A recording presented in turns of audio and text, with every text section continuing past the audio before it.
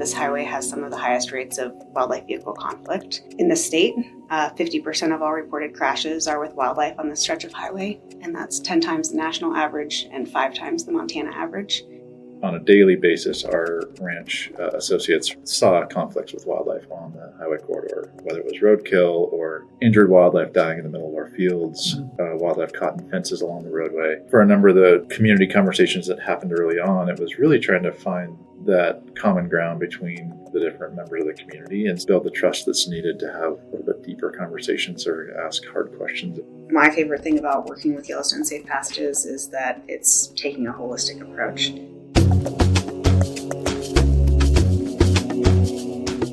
Welcome to the Stories for Action podcast.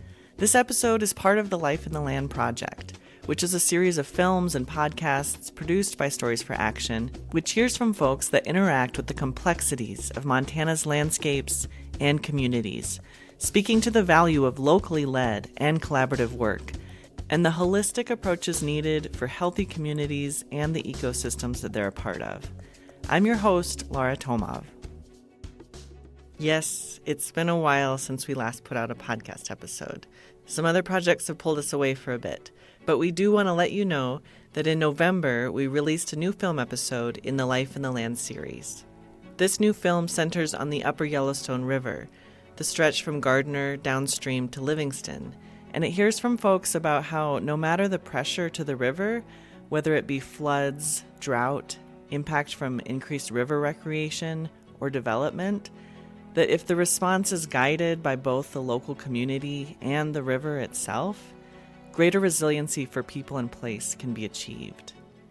The film is available to watch for free at lifeintheland.org, and we encourage you to utilize it in your personal and professional circles to prompt deeper dialogue around the mentioned topics. We just ask that you send us a quick message to let us know how you utilize it. Stay tuned for a 2-part podcast episode that will accompany that film. Okay, now on to today's episode. You're hiking down the final stretch of steep incline, almost to the flat prairie. Behind you, further up the hillside, is that nutrient-rich food source that's only available this time of year. It's been a long day and you're tired from moving across the land, but you know up ahead in the valley bottom, there's the beacon of hydrating water and a warm place to find shelter. As you walk across the flats, a violent rumble can be heard up ahead. As you get closer, you see flashing orbs zipping by at great speed, creating a wall of life or death risk between yourself and where you know the promise of water and shelter lies. Do you turn around and know that you'll suffer without the resources that you need? Or do you power forward, knowing you may never make it alive past the wall of speeding metal vessels? Of course, this is a humanized account, but it can relate to the perspective of so many species that find daily obstacles to the movements that are critical to their survival. Mammals, reptiles, fish, even birds. For literally millions of years, wildlife have moved across these landscapes, along natural corridors, both daily and seasonally, to get to certain food sources, water, shelter, mating grounds, to expand gene pools. Endless reasons, really. And to put it in the most direct terms, their ability to successfully move across the landscape is a matter of life or death. But the ways that our human infrastructure has been established and expanded in post-industrial times has not taken into account how it impedes on wildlife corridors, though considerations and modifications for this have definitely increased over the past 50 years or so. On land, the infrastructure that interrupts wildlife movement includes our highways, the development of neighborhoods or structures, mining, or other industrial practices. In the waterways, it's dams, bridges, culverts, channelization.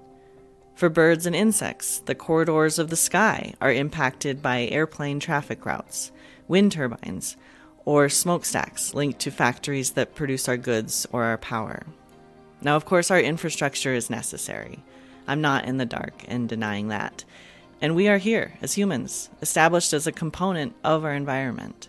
And therefore, we play an undeniable role. It's more so pointing out the fact that when our infrastructure was developed, and still today in some cases, the impact of how it impedes wildlife was not part of the design process. After all, our perspective has largely been viewed through a windshield, speeding along between the lines of the highway. And if a deer does poke his head out to cross, a species who's been moving across North America for at least 4 million years, it's them who are impeding our path, rather than the other way around. I know for me personally, I think that way sometimes when I'm driving. I get it. Growing up in a river valley in Montana, I couldn't tell you the number of times I was in a car as a child passenger or later as a driver myself that I was involved in a collision with wildlife, mostly deer, on varying degrees of impact. It's unfortunately a very normal part of life here. It's jarring, it harms the animal, maybe myself or someone else in the car, and in a place where things are spread out and public transit is typically not an option, if the damage is bad enough, it means you're not getting to work or school until the damage is repaired.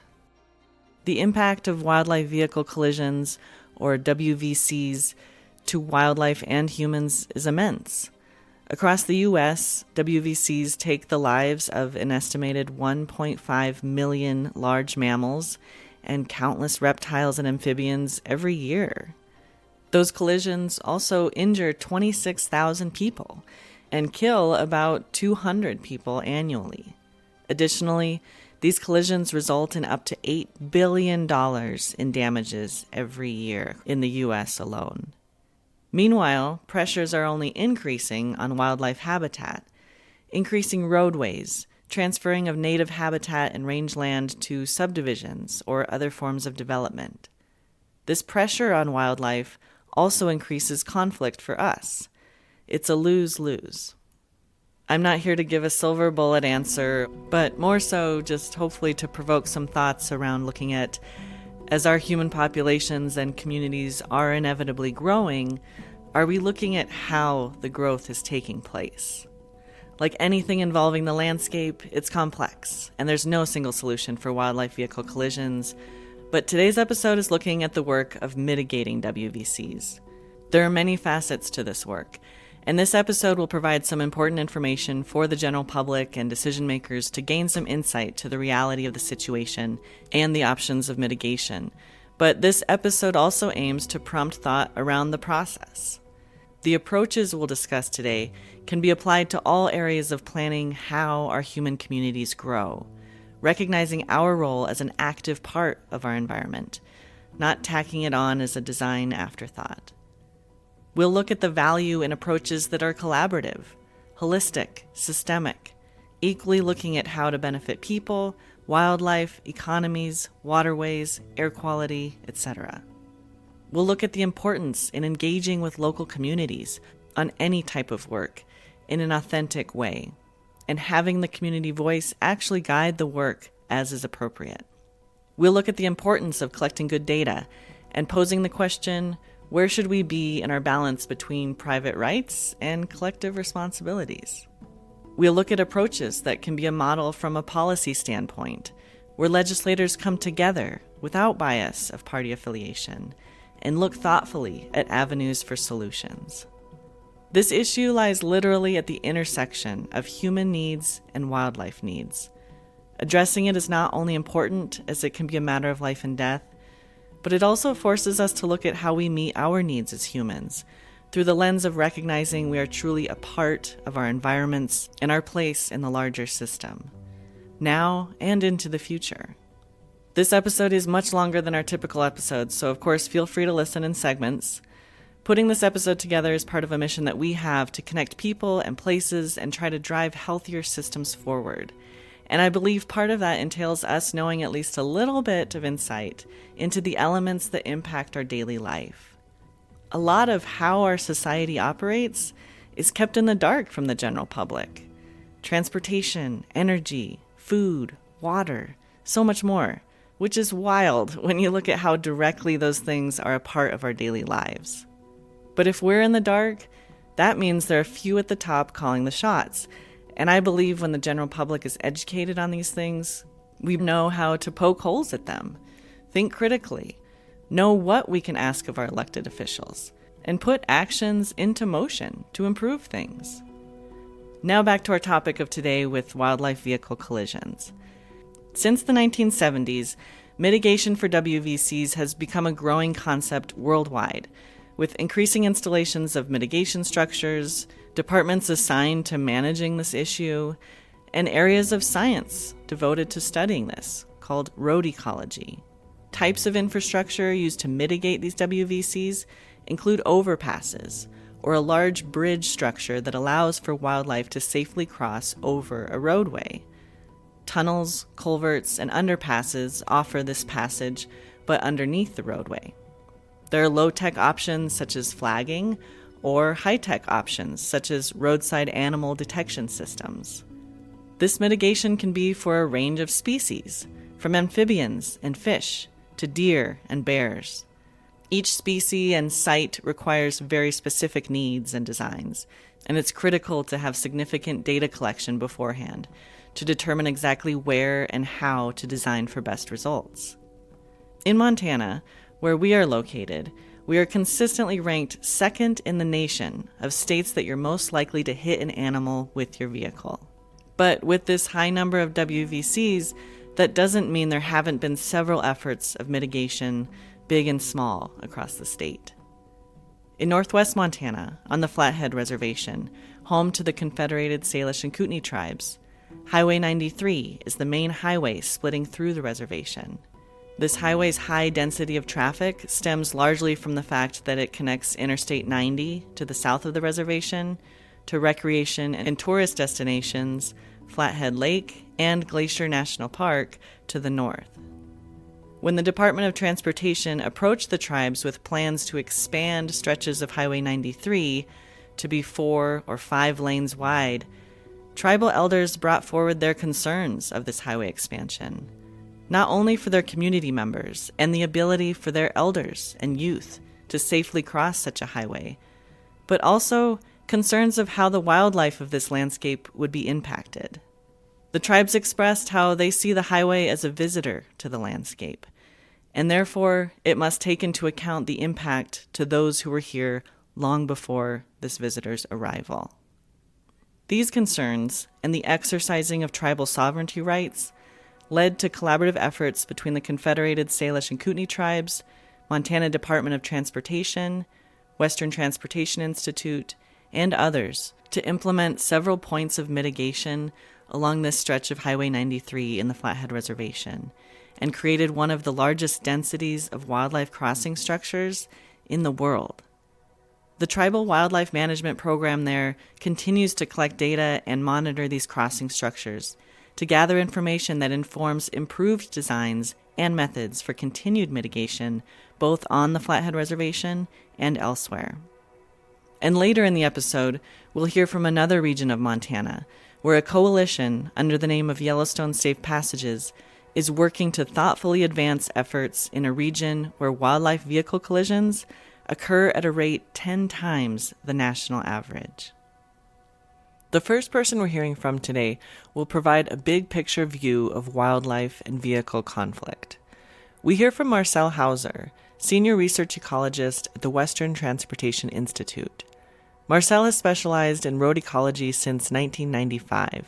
He has led dozens of projects and conducted research in Europe, North America, South America, and Asia.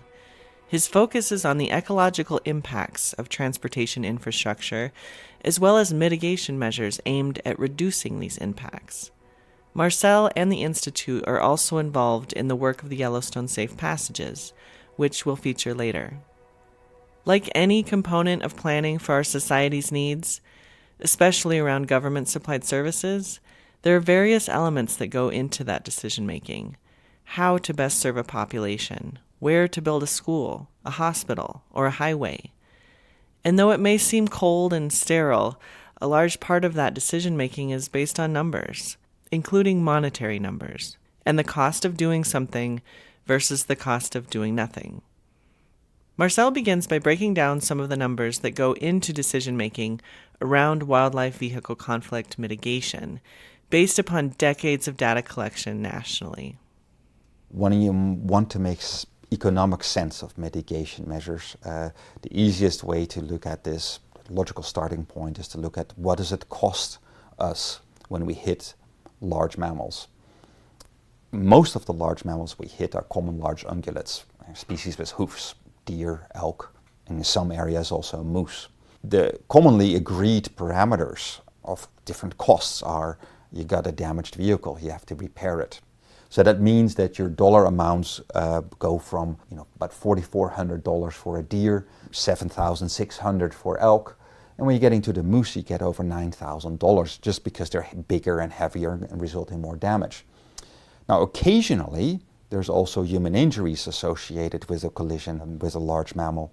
But when it happens, there's costs associated with hospitalization, missed work, etc.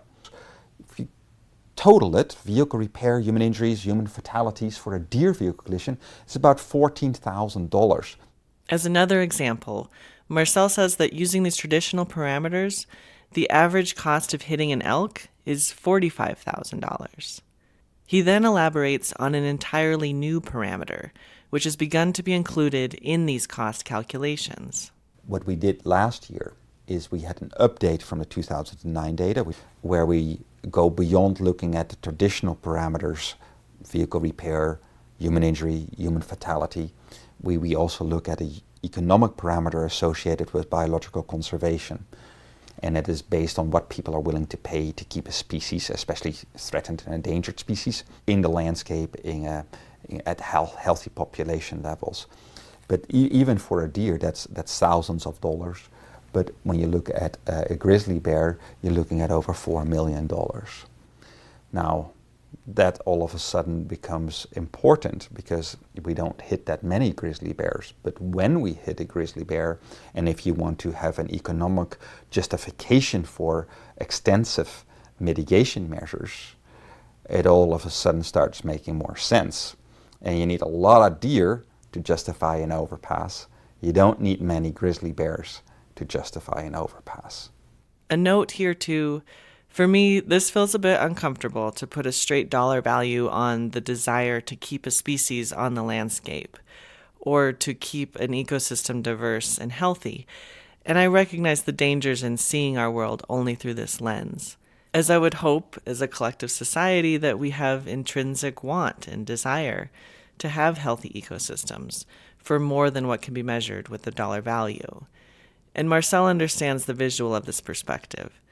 He also stated that the reality is, in our market-driven society, that if we question these numbers, we therefore question all of the models that go into decision-making across the country in all sectors of meeting our society's needs.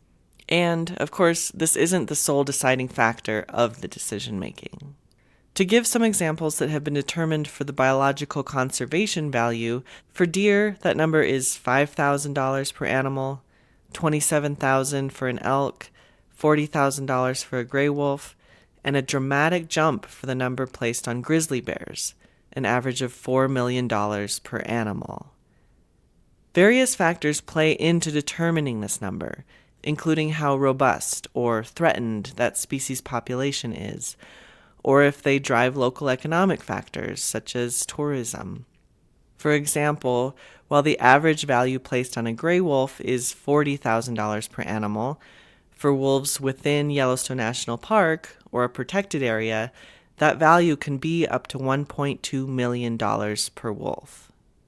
That becomes at least from an economic perspective, the driving parameter. And this is really interesting because, we are used to talking about, human safety being the driver. Now we have expanded to, there's also an economic argument to human safety.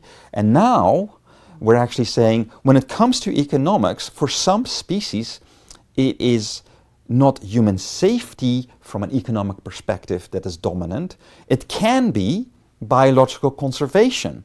I'm not saying that human safety is not important and that it shouldn't be a part of the decision process, but from an economic perspective, it is possible with these rare charismatic species that people are willing to pay for to keep them in the landscape, that can be the dominant parameter. Marcel explains, though, how this monetary value calculation should never be the entire basis of decision making. It helps us guide our decisions. It's not the end of it. It should not be used as a litmus test, but it can help us understand whether our investments are defensible from an economic perspective. The big take-home message is that it is, along many road sections, economically defensible to implement fences, underpasses, overpasses. But more importantly, we learned that we should have been doing more mitigation more readily earlier. Marcel also explains how the cost of human injury, i.e. medical costs, and vehicle repair is growing at a rate higher than the increase in the cost of building infrastructure. Therefore, the threshold of when investing in conflict mitigation infrastructure becomes economically worth doing, it's lower now than it was, say, 20 years ago. And there are many other costs and impacts of wildlife vehicle collisions, some of which can't be fully measured. The non-monetary impacts of human injury and human and wildlife loss of life, the cost of tax dollars to have carcasses picked up, the risk put on folks who do that. There are the impacts on wildlife populations and ecosystems from species not being able to move freely across their habitat. The list of impacts goes on. Then, when you see the success of mitigation, where proper infrastructure can decrease conflict by 90%, it becomes a convincing argument to take action. I ask Marcel to provide some examples of what mitigation infrastructure can entail and the estimated price tags for their construction. The fencing he mentions is typically constructed to funnel animals to a certain crossing structure. To fence a road on both sides of the road for 1 kilometer, 1,000 meters, it basically costs about just under $100,000 on average. Now the crossing structures and an underpass in general is less expensive than an overpass, but what we should be guiding our decision here is what is needed for a specific species. If you build a crossing structure that is not expensive, but it is only accepted by, say, 10% of the animals of that species that approach, you're missing the point. So we know that for larger culverts that are used by a wide variety of animals, 6 to 7 meters wide, 4 or 5 meters high, that may be anywhere between $500,000 and $1 million for one underpass. If you're talking about an overpass, now you're talking about multiple millions, at least several millions, most likely in the range, especially in current costs, between $5 and $10 million for a 2-lane road, and if it's a 4-lane road, an even wider road, you can get into the tens of millions of dollars. But bearing in mind that overpasses are accepted by a much wider range of species, especially when it comes to, for example, the grizzly bear that we talked about in association with costs. For grizzly bears, we really need either very large underpasses that are also multi-million dollars, or we need overpasses. Overpasses are better accepted by sows with cubs than underpasses. So there's also a difference between, well, what is accepted by a species versus what is accepted by a certain gender, and also the cubs associated with the females. Sure. And in the case of the grizzly bear, one of the objectives is to have areas where they've disappeared in the past, allow them to recolonize themselves. For example, the Selway Bitterroot, Idaho-Montana border region. We are seeing that process take place, but it's not sufficient for us to have only allowed males to reach this area. Because with males only, you're not going to establish a population in this area. You need females. So yeah, it is expensive, an overpass, but in some cases, depending on your objective, it is logical to make that choice. What we need to be careful about is we need to always be consistent between our objective, what is it that we want to achieve, and the measures that we propose. It is really easy, also for professionals, especially with political pressure, to say and agree to measures that are not consistent with the objectives, because then there's the notion that something is better than nothing, and at least we got this established. But I would argue, don't go that route, because we are predictably failing in the design phase and decision phase already with regard to reaching our objectives. We're lying to ourselves, we're lying to the public, we're lying to everyone, right? And I'll illustrate that with an example from the Netherlands, where there was a population of common toads, mass mortality. There's a road going through this area. On one side there's a pond, and the other side is forest, which is winter habitat for them. And in the spring, they're migrating mass numbers in a short amount of time, a few weeks in the spring. They migrate to the pond to breed, and in the fall there's a more diffuse movement back into the woods where they winter. Now along this road section, just mass mortality. It's a common species, but becoming less common. But it's not just about threatened and endangered species, it's also about a value that we can have, and in some cases we do demonstrate that mass mortality is not okay, regardless of the conservation status of our species. So for decades already, there were volunteers who basically put their time and effort in it, and every spring they would erect these barriers with buckets dug into the soil along the barriers. The toads would hop along the fence trying to find a way to get to the other side of the road, to the pond, and then it would fall in these pitfalls. And several times a night, the volunteers, at night, would bring these toads to the other side of the road. And this municipality said, that's all very nice, we appreciate your effort, but it's not fair, right? We should have a more structural solution and not depend on volunteers to do this year after year. So they basically made a plan to have a permanent barrier and underpasses, amphibian tunnels that are not very big, to allow them to cross to the other side of the road. Now, specialists, biologists said, we need 5 crossing structures in this area. And the municipality said, that's very nice, but we are only willing to pay for 2. And that is what was built. Now, the researchers continue to monitor this population, capture, mark, recapture, having tags, numbers on the animals, cameras. Now, they continue to record these animals hopping along the fence. And then they basically looked at what percentage of them do we also find in these 2 underpasses. And that was, just like, 20-30%. So effectively, of our clients, the clients are the toads hopping along the fence. They are the ones that want to get to the pond to the other side. Those tunnels only serve like 20-30% of the clients. So we're losing 70-80%. And they're not making it to the breeding pond. Now they continued measuring this over 5 years. And every time in the spring, basically we have a 20-30% filter rate. And on the way back, it's not as obvious in the spring, same in the fall, and the same deal. So after 5 years, the population crashed, right? So if you have a very restrictive idea about what constitutes success, you could say, we have high use by toads of the tunnels. And in that context, people could have said, what a success, this is fantastic. But if you're more critical, and if you continue to measure longer, you would have seen, and they did see, that the population crashed. So let me get back to this concept, something is better than nothing. This is a clear example where we actually did ecological damage by doing something. What about the ultimate parameter? What did the population do? Did we maintain that population in the landscape? The answer is no. We actually did damage. We can actually fool ourselves with having limited data and a limited way of evaluating success. It is worthwhile to have a critical perspective at, what is it that we want to achieve, and heed the warnings, listen to specialists, and allow them to evaluate, allow them to look deeper, because ultimately it matters, what do we really achieve?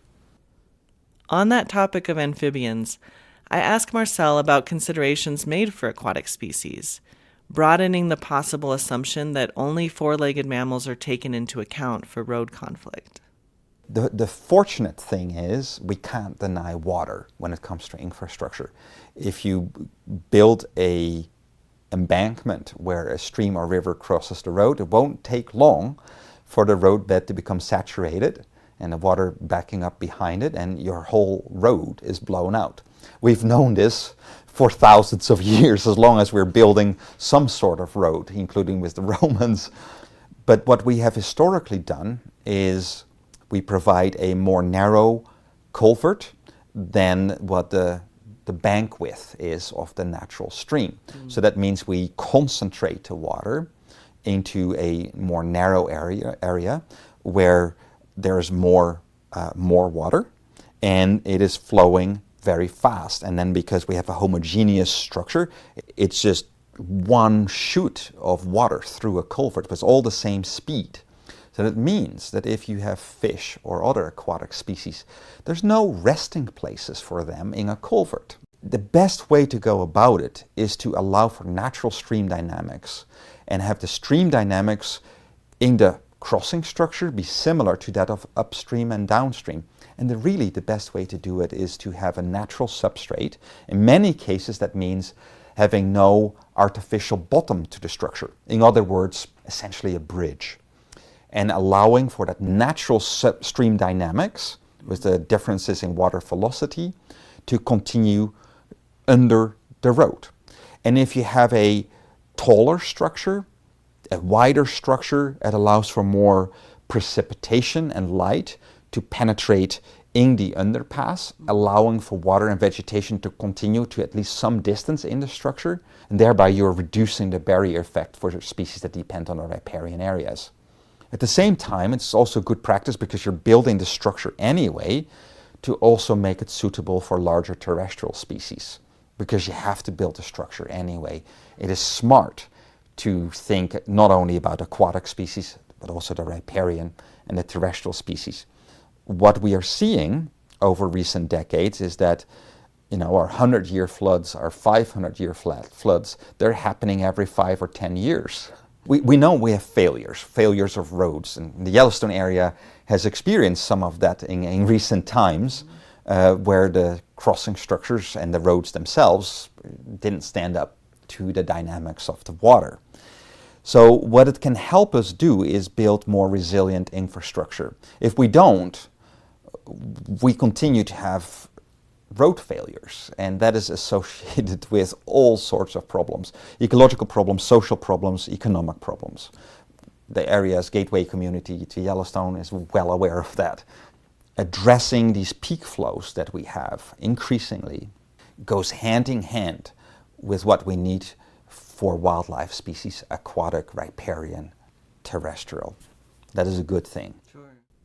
As Marcel has worked around the world on this area of work, in a variety of ecosystems and social dynamics, and he's also connected to the work of the Yellowstone Safe Passages, I ask him his thoughts on the approach of the Yellowstone Safe Passages Coalition, if there are elements that he finds somewhat unique with their emphasis on multi-stakeholder collaboration or focus on local community engagement. What I think we, over the last decades, are increasingly aware of, that we must go beyond traditional human safety and traffic congestion issues. We must include social and economic parameters of sustainability as well. And yes, data play a role, but ultimately it's values that determine what parameters we include in our decision process. So having community awareness and support to address a certain problem or set of problems can help government entities realize that these values are present. You could argue, though, that there's a little bit of a lag time between the values that are present in society and how we allow government agencies to function. So in this context, having a well-organized group of local people that want to address a problem, that are helping in a constructive manner with data collection, analysis, building local support for this, it can basically fast track what should be happening regardless of whether or not there is a local, well-organized group. I am very much applauding what happens there. It is great that there is this public awareness, that there's non-traditional sources of funding, and it can help accelerate good things in a specific area. But a word of caution, because we cannot allow a mechanism that only has mitigation measures take place when we have well-organized local people or when we have external sources, non-traditional sources of funding. Then it becomes a social justice or injustice issue. And I'm not saying that we should not have well-organized local people. I'm not saying that we shouldn't consider non-traditional funding sources to help pay for these measures. I'm just saying that we shouldn't have a filter in place, because it should be the issues and the severity of the issues that guide where and when we implement mitigation measures. Now, specifically with regard to the Paradise Valley, I am not a specialist in this area. I'm not a sociologist, but I think they have done a very good job in involving, all sorts of stakeholders that have residence or an interest in this area. And I think that is the proper way to do it. And if we can be more articulate and organized in presenting the values that are present in society and how we want our government entities to function, because really government entities are us all. They're not some abstract entity. It is us all. Then we can have a more constructive, effective, efficient relationship in getting the things done that need to be done.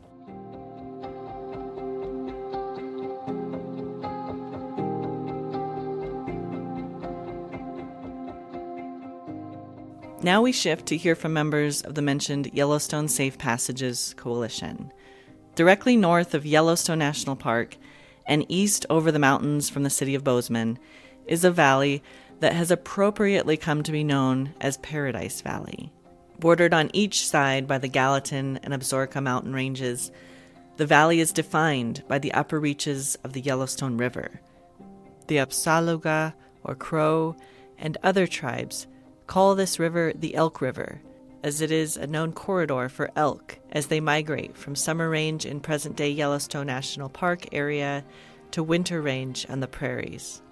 This valley has been home and habitat to wildlife for millions of years, and for multiple indigenous tribes, it has been their homeland, a travel corridor, sacred space, and hunting grounds for at least 10,000 years. This valley today is known as part of the greater Yellowstone ecosystem, which holds the largest concentration of wildlife biodiversity in the lower 48 states of the U.S. Terming this region unique for its biodiversity does not imply that other areas in the country did not also have high densities of biodiversity, though the Yellowstone area has always had ecological aspects that support a broad diversity of life. It's that, compounded with the fact that, compared to the rest of the country, this area has been relatively spared from structural development. This is a result of factors including the designation of a 2.2 million acre national park, and surrounding that, the abundance of public lands and private lands that are still largely utilized for livestock grazing, and therefore are kept intact as natural habitat. And it's due to the fact that the people who are connected to this place, residents or not, have collectively made efforts to maintain the healthy ecosystem here. Just outside the northern gateway of the valley is the town of Livingston, which was historically known as a railroad town, a cattleman's town, and a jumping-off point for Yellowstone National Park. It still holds those traits to a degree, but it's growing and changing every day as it's on the map as a retreat residence for city dwellers from other states, creating real pressures, such as an affordable housing crisis. The residents throughout Paradise Valley are a mix of multi-generation folks, new residents, some who work in the area, and some with high levels of external wealth, where this is one of multiple residences. There are retirees, young families, modest family-owned ranches, people connected to the recreation economy, largely fly fishing, lodging, eateries for folks who come for all elements of the valley and the national park. And in true Montana fashion, some residents have hybrid crossover roles. Ranchers may also operate recreational services. School bus drivers could also be a county commissioner or cook at the local eatery. And within each of these demographics, of course, there runs a gamut of opinions, values, and priorities, and touchy dynamics that much of the rural West can relate to. Water rights, property rights, public access, apex predators, wealth disparities. Being part of the greater Yellowstone ecosystem, the area garners a great deal of presence and attention from conservation organizations, big and small. All of this to say, this area has a lot of social dynamics, and those who know the area well know that constant effort is required to build trust between the varied dynamics that exist here. No matter who someone is, though, that resides in this valley, they know that life here is dictated by the forces of nature. Drought, wildfire, gale force winds, winter cold snaps of at least 40 below, often colder with wind chill. In the summer of 2022, a historic flooding of the Yellowstone River and its drainages in this valley and throughout Montana had tremendous impacts, modifying the landscape, destroying homes and businesses, and creating economic impacts, which in Paradise Valley was largely due to the closing of Yellowstone Park's north entrance, as the highway in was completely demolished. Most residents understand what it is to live amongst wildlife, understanding their place in this landscape, but also experiencing the realistic challenges. Wildlife conflict for cattle ranchers not only includes the presence of predators such as grizzly bears and wolves, but the elk herds that winter in the valley, eating grasses or hay that ranchers rely on to feed their cattle. And of course, ranchers understand the reality of living on a shared landscape, but these are things that impact their slim profit margins and their ability to remain on the landscape. Private lands, including these family ranches, play a huge role in conservation here. As we mentioned, this valley is relatively undeveloped, with large expanses of intact habitat, creating wildlife corridors that allow wildlife to move freely as they need to, daily and seasonally. If that land falls out of the ownership of local ranches, which has been happening over the decades, the land is at risk of fragmentation, subdivisions, extractive industries, or absentee landowners who may neglect their role as land stewards. Just as complex as the human communities here, so are the other elements that make up this ecosystem, from the alpine and mountain forests to the grasslands in the valley, sagebrush slopes, the Yellowstone River and the creeks that feed it. Most of the wildlife here requires the ability to move between these different spaces. Black bears, grizzlies, wolves, elk, mule deer, bison that often roam north of the Yellowstone Park. The waterways here are corridors for countless bird and fish species, including sandhill cranes and Yellowstone cutthroat trout. Running directly down the length of this valley, connecting the communities of Livingston to Gardner and the north entrance to Yellowstone National Park, stretches Highway 89, a simple two-lane highway, maybe with an occasional turning lane at a popular fishing access. This stretch of highway has some of the highest rates of wildlife vehicle conflict in Montana. From 2002 to 2012, there were a reported 1,600 wildlife vehicle collisions, with conservative estimates of $15 million of incurred costs, accounting solely for vehicle property damage, human injuries and fatalities, and lost hunting revenue. And since those reported numbers, the highway has become exponentially more trafficked, with increased residential population and massive increases in recreational tourism to the area. Roughly 2 million visitors come into Park County each year. The Highway 89 route is the only year-round entrance to Yellowstone Park. The rate of WVCs on this stretch of highway is 10 times the national average and 5 times the Montana average. There are estimates that say in the past decade, the total cost of damages, to include vehicle repair and human injury and fatality, just on this stretch of highway is roughly $32 million. Tourism and outdoor recreation is the driving force for the local economy here, and people are drawn here to interact and witness the elements of a healthy ecosystem, including seeing wildlife alive within the landscape here. The knowing and discussion of this issue has been ongoing for some time amongst residents and visitors alike. Daniel Anderson, who grew up in the Tom Miner Basin of the Paradise Valley on his family's ranch, looked at options to move something more official forward. Daniel is the co-founder of the Common Ground Project, which creates and facilitates space for folks to gather and collaborate around the intersections of people and their environments. As a concerned citizen and resident with a facilitation mindset, Daniel initiated the early informal discussions that led to the official formation of Yellowstone Safe Passages in December of 2019. Daniel has been the official facilitator of the coalition to this day. Yellowstone Safe Passages, or YSP, is a community of citizens who live, work, and interact in and with the Upper Yellowstone watershed, who are working to enhance the safety of people and wildlife traveling along Highway 89. The partners involved in the coalition include state and federal agencies, Park County elected officials, private foundations, community groups, environmental groups, anglers, local landowners, business owners, and individuals of all backgrounds. Since the beginning, YSP has held a goal of being a community-led collaborative partnership. They prioritize connecting with locals, sharing with and gathering information from the community, and offering creative ways for everyone to be a part of designing solutions. They collect data and research mitigation opportunities. They look at how livelihoods are impacted by these collisions. They meet with and create spaces for local residents to share their experiences and their concerns. I'll let you hear more about the work from the members themselves, as we now jump into a conversation I had with 3 key partners involved in YSP.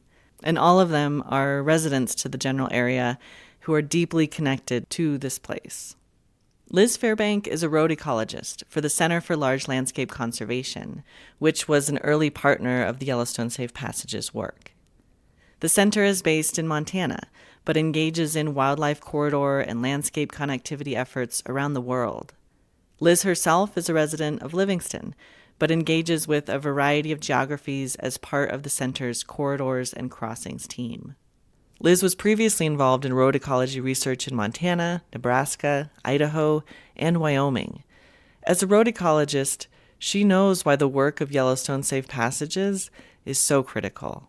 This highway has some of the highest rates of wildlife vehicle conflict in the state.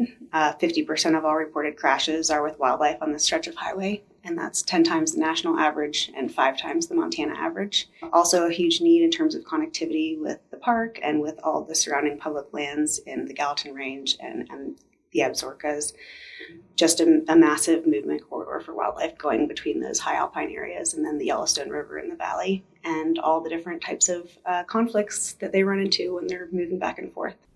Another person in our group conversation was Max Hortzberg, who is the Conservation Director for Park County Environmental Council, or PCEC, which was another early partner in the Yellowstone Safe Passages Coalition. Park County Environmental Council is an organization that works with Park County communities to safeguard the land, water, wildlife, and people through grassroots organizing and community advocacy. Their work involves everything from sustainable growth planning to leading conservation initiatives that bring together diverse stakeholders. Max was born in Park County and has lived here for just about his whole life. He has a great deal of understanding of the complex dynamics of this area, socially and ecologically. He shares here how the area community knew about the need to address the issue of wildlife vehicle conflict for quite some time, and that it just hadn't catalyzed in the way that it has now with the formation of Yellowstone Safe Passages. Working with PCEC, we had petitioned to get language about wildlife corridors and whatnot into the county growth policy update in 2017, and we did. And we had heard from many members and just people in the community about the issue, and you can't not drive Highway 89 and see the impact that people and vehicles have on wildlife. That you see the roadkill. You know someone who has hit an animal if you haven't already hit one yourself. It was very much top of mind. Max speaks to the initial sparks that really drove Yellowstone Safe Passages to form. Daniel Anderson convened a group of individuals from a variety of nonprofits in the area and just kind of kicked it off with a question of what can we do about this? We didn't really know, so we decided to continue meeting to discuss the issue, to learn about the issue. Of course, that was right in 2020, so we all met one another really on Zoom and got to know each other over Zoom calls for the first year, which we used to invite people in who are knowledgeable on this issue, have worked on similar projects throughout the West, and hear from them and learn from them. And that allowed us to figure out our next steps and a way forward. The third person involved in our group conversation is Peter Brown, who is the Senior Program Officer of Environment for the Arthur M. Blank Family Foundation, which supports efforts to improve community and environmental well-being. Peter also engages with ranch management and conservation matters related to the operating cattle ranches that the Blank family owns in the Paradise Valley. Peter shares here why the Blank family wanted to be involved in YSP, not only as they're a landowner and community member of the area, but because they saw how the work of the coalition was addressing larger community and conservation issues through an approach that they wanted to elevate. My role at the Arthur M. Blank Family Foundation is such that we had identified migration corridors for wildlife as an important issue to work on. And so in the community, we wanted to try to find projects that we could support with the foundation's resources to help advance the connectivity that was necessary for migratory wildlife that are oftentimes using private land and also oftentimes being right along the highway corridor. The foundation was interested in identifying groups that were self-organizing or came with experience, and that's what we found in the YSP, the Yellowstone Safe Passages partnership, is that Daniel and the founding members of YSP really brought together the right folks that had good knowledge from the academic and science standpoint. And so we got pretty excited about this effort.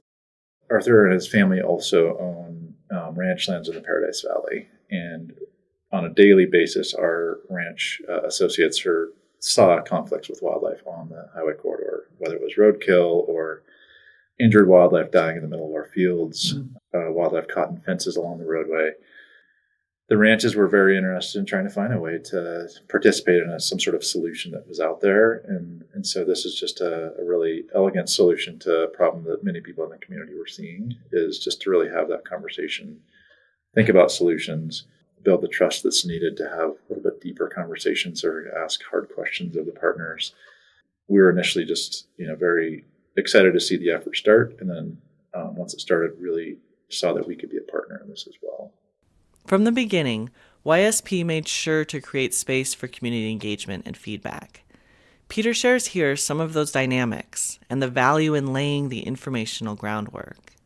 For a number of the community conversations that happened early on, it was really trying to find that common ground between the different members of the community. And so the initial meetings oftentimes were very, very diverse, and people were coming with a variety of levels of understanding of the issue. And so I think the biggest push the first year and a half was really to just raise the education level of the community members that saw this as an issue, so that people could understand it and think critically about how to create solutions.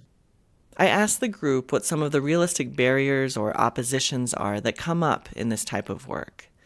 Max answers first. Well, it's expensive to do one of these projects.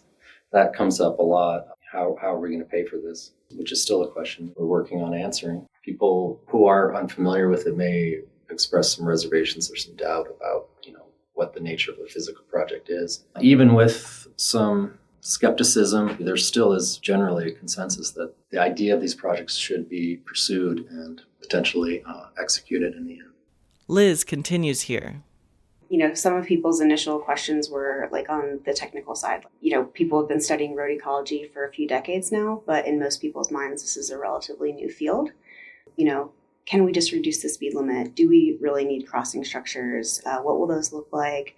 How much fencing will there be? How does this interact with all of the other wildlife issues in the valley?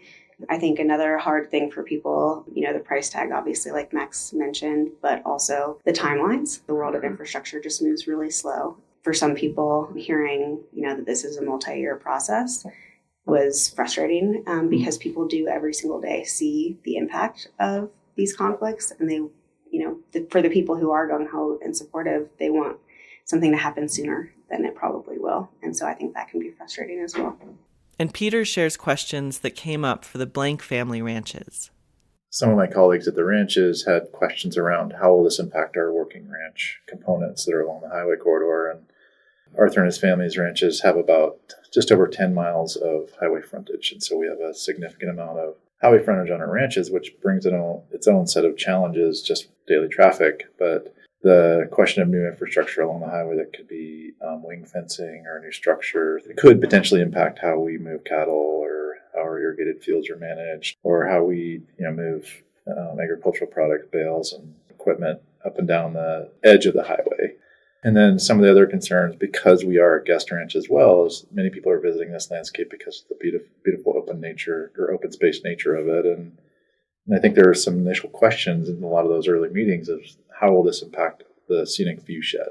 We did some really good, I think, conversations around that and just help some people understand how that impact would be. But there will be impacts, and we know that. That is something that we still, I think, as a community have to wrestle with and become comfortable with, knowing that there are co-benefits and also there's unintended consequences of doing good things that have solutions that are going to work for multiple benefits for multiple reasons. And on that, I'm wondering, from the standpoint of representing a landowner, so I think for folks who aren't connected to the needs of agriculture or even rural spaces, it could be like, well, why is it so hard to get a green light from landowners, right? When often that's the biggest barrier to having this type of work move forward. So are there existing, or do you think there could be some shifting of things that you think would actually be positive incentives for landowners to be a part of this? It's so interesting. I think we've thought about this a lot, mostly because I mentioned the challenge of ranching next to a highway corridor. And some of that is involved with just the daily working ranch operations. We have irrigation pipelines that go underneath the highway corridor. And we also move livestock across the highway corridor on an occasional basis. It's one of the scariest things we do throughout the year. And so if there was co-benefits of this infrastructure to allow us to take advantage of the new infrastructure to make our operations safer and more sustainable, I think that would be a really great co-benefit that we could realize from a piece of infrastructure like an overpass, underpass, which would allow us to potentially cross our livestock from one side of the highway to the other without having to cross them directly across the highway itself and stop traffic in a place where, we have thousands of cars an hour passing through the Paradise Valley in the middle of the summer during the height of the tourist season. I think infrastructure co-benefits could be a really great incentive, especially for ranches that have a lot of concerns. We haven't really looked into what kind of financial incentives or other benefits that might accrue to a ranch that decides to participate, but I'm sure the programs that want to solve these wildlife conflict issues can come up with some creative solutions. Sure, understandable. And yeah, that's a good point, that it's not to be about how do you effectively convince a landowner to get on board. It's how do you actually shift the work entirely to take in the input and needs of that landowner as well and shift the work from the beginning. Just a note here, the options vary state by state for incentives to landowners to conserve habitat on their private land. Often this includes placing a conservation easement on a selected area of land. A conservation easement is a voluntary, negotiated, often permanent agreement between a landowner and a land trust or public agency that maintains the land's natural values. For the most part, it restricts any future development on the land, but typically livestock grazing is still permitted.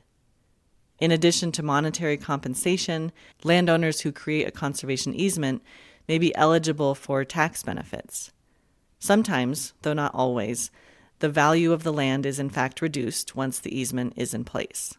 Additionally, Montana FWP offers the Habitat Montana program, which provides property tax benefits in exchange for placing a conservation easement on land that is a known significant habitat for wildlife. Often, when wildlife crossing infrastructure is built, entities making the investment want to make sure that the land around the crossing will remain a viable place for wildlife to move, meaning they don't want to invest millions of dollars into a wildlife crossing at a location that in 5 years could be a dense housing subdivision. Therefore, when the crossing is adjacent to or on private land, it's ideal for the landowner to put a conservation easement on that area of land, which may hold pros and cons for the landowner. Therefore, building relationships, trust, and creating buy-in with landowners is absolutely essential to this work. Now, of course, with this complex work, the involvement of agencies, larger organizations, and even outside entities for consultation and financial support is necessary. But this work also requires engagement on the local level. This has been at the forefront of YSP's approach from the beginning. I asked the group to share some of the ways that community engagement has taken place, and to share the value in that. Max begins here. Community involvement, community feedback, and input would be critical to the success of any project. So we didn't even want to begin to talk about how we were going to do anything until we had spent, I think it was about a year's worth of meetings doing webinars and going to the watershed group meetings and other places and having conversations with people in the community to not only tell them what we were thinking, but also to hear from them and what they thought. Another really important component to this engagement is the local knowledge that is collectively held about wildlife movement is something that we've learned a lot about and has helped guide this process as well. And that's another really important aspect of including the communities. Just sitting down with them, like at the mapping workshops and in other meetings, what have you seen? What's going on out there? Many of us, we don't live right on the highway. We're not there, every morning and every afternoon, interacting with it like a lot of the landowners that we've been able to speak to. The watershed group that Max mentions is the Upper Yellowstone Watershed Group, which is a collaborative of area residents, including ranchers and recreation business owners, as well as representatives of agencies and organizations in the agriculture, conservation, or community development sectors. The Watershed Group creates a collective convening space and collectively participate in efforts to uphold their mission of conserving the watershed of Paradise Valley. There's a lot of overlap between folks involved in YSP and partners of the Watershed Group. Now, Liz continues on the topic of local engagement. We've had a whole series of different meetings, so in Livingston, in Paradise Valley, and also in the Gardner Basin. But we started off, it was during COVID, so we did webinars. We did like a spring learning series and invited community members to come, and basically it was a platform to get their questions answered and provide information.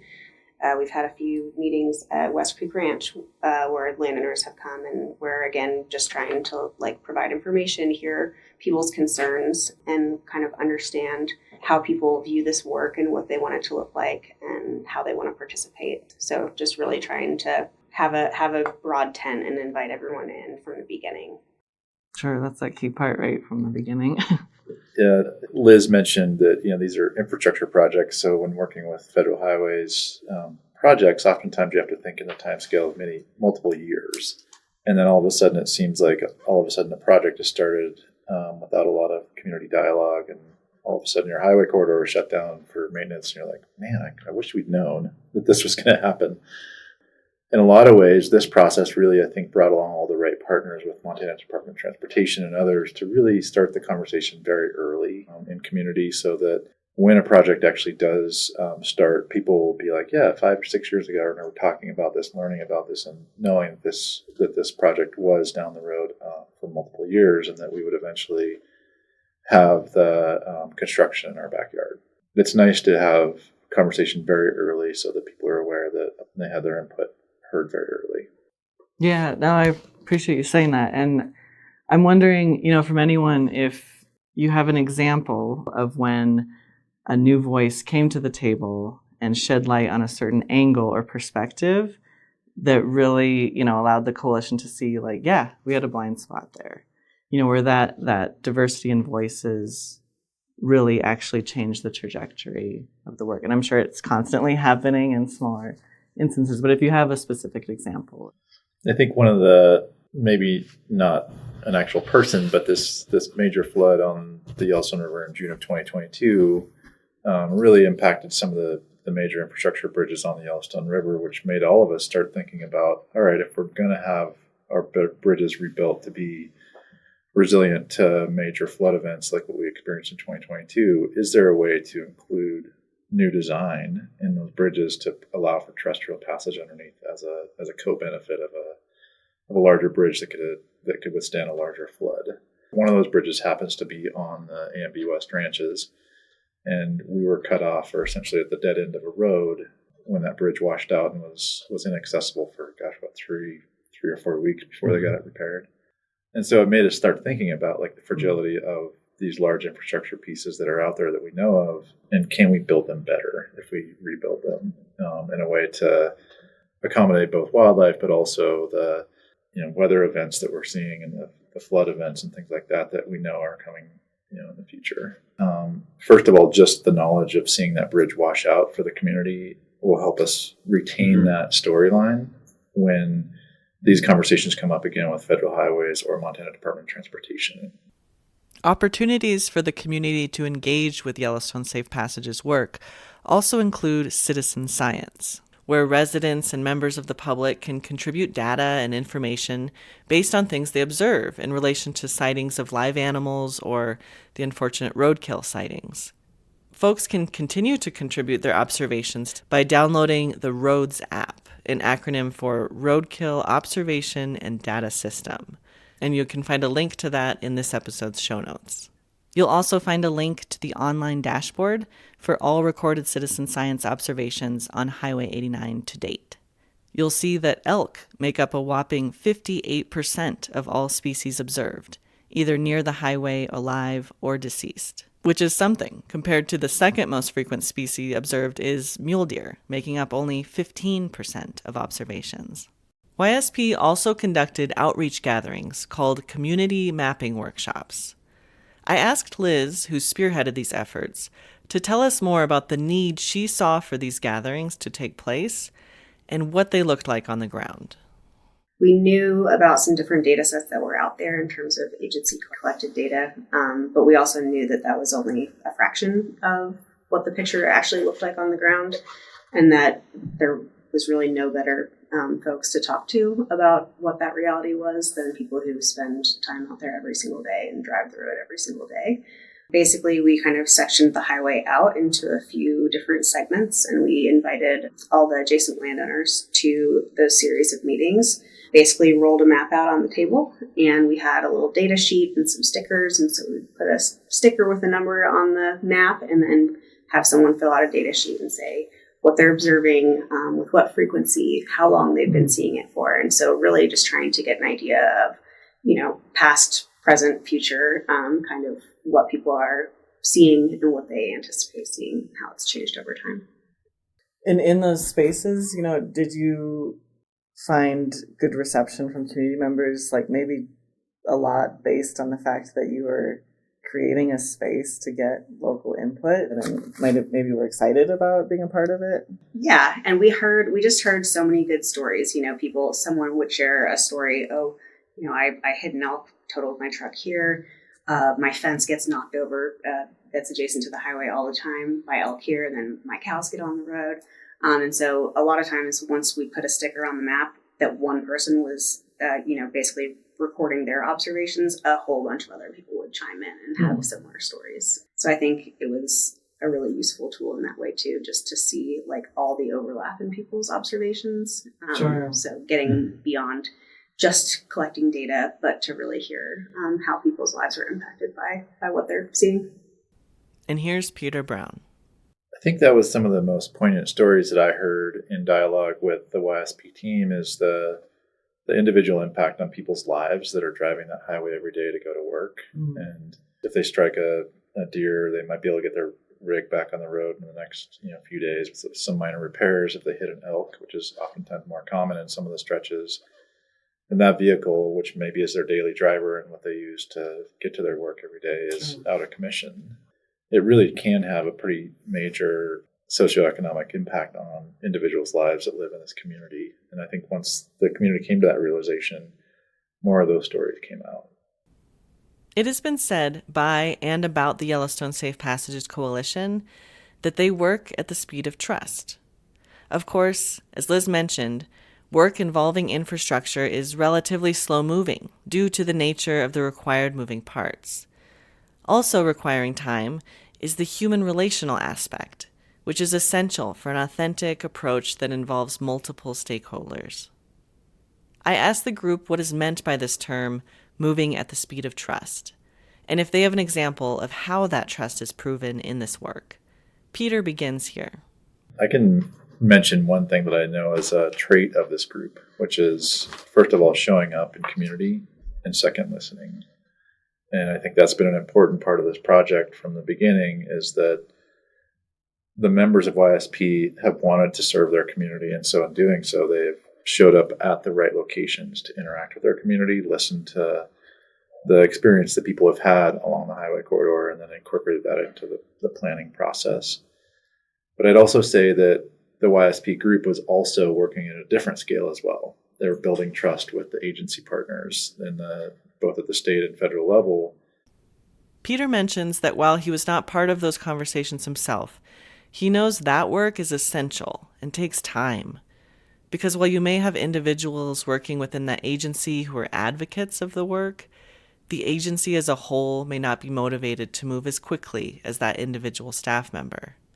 You really need to build the trust and buy-in from the agency as a whole, not just one individual there. Max continues here about the process of building trust. Another way we demonstrated and built trust is that we weren't trying to force anything on anyone from the get-go. So we were able to have a dialogue with the community about this issue. For it was a year or two, we were just talking and having these conversations. People can get impatient, they want to see something done quickly, or some people don't want to see anything done at all. So you got to kind of find that middle ground between those two attitudes and allow them to move forward together, where you're bringing the person who doesn't want to have anything to do with this into it, and then slowing down the really impatient people. Let's move together at the pace that this work needs, which is transportation, highway people. It's a long, they told us that from the beginning. Any kind of project that involves work on a major highway like Highway 89 is years and years and years in the planning and the construction. One thing that we had seen, or members of our group had seen over the years, is that, Paradise Valley and Gardner Basin are really unique in terms of the wildlife and being a working landscape that's been getting a lot of pressure and a lot of change happening. There's been, I think, a lot of different, whether it's NGOs or agencies kind of coming in and showing up, kind of helicoptering in and then leaving.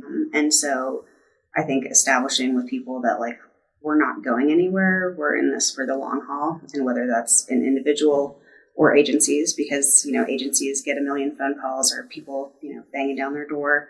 But once it starts to take a while, sometimes that dissipates, and then they've spent a bunch of time and resources and capacity dealing with an issue that people have already moved on from, and they want to see something else now. So I think also just showing the agencies, we're not going anywhere. This is going to be consistent. We can work on your time scale, and we're going to, just continue to show up. Sure.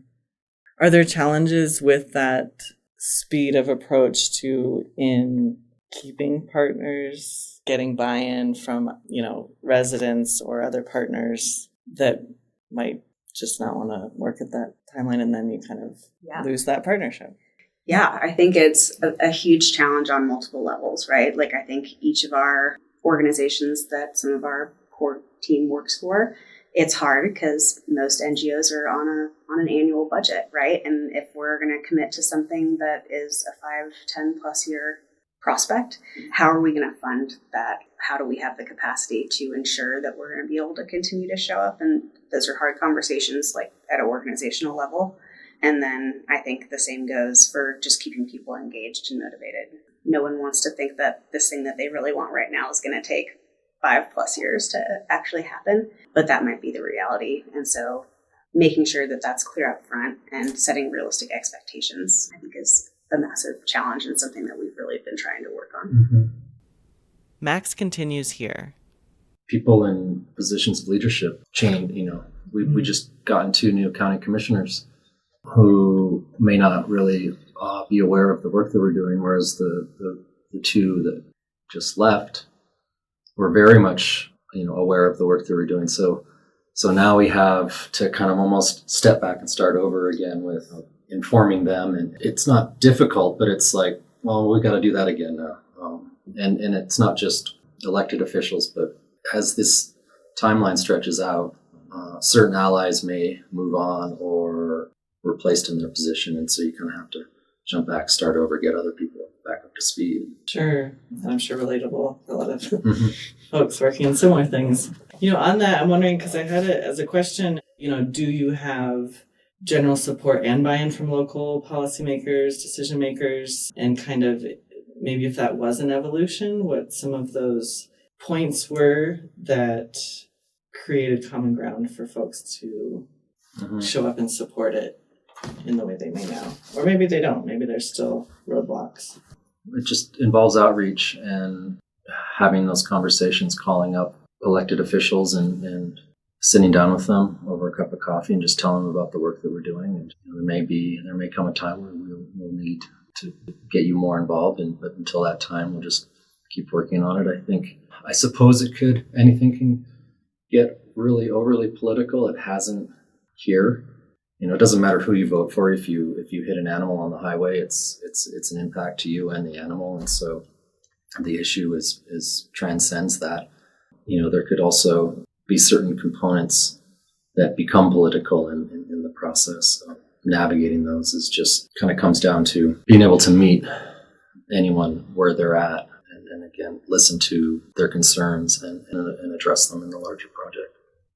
Have most of the hesitancies from folks in that space of, policymakers and local decision makers, has it also been mainly the price point kind of issue, landowner rights?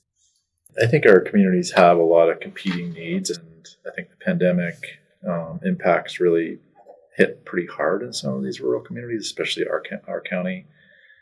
And, some of those other competing issues are going to be food security and insecurity, or well-being and mental health issues, and some of the other housing issues that many of the rural parts of the West are dealing with right now because of the popularity of these rural areas for people moving in.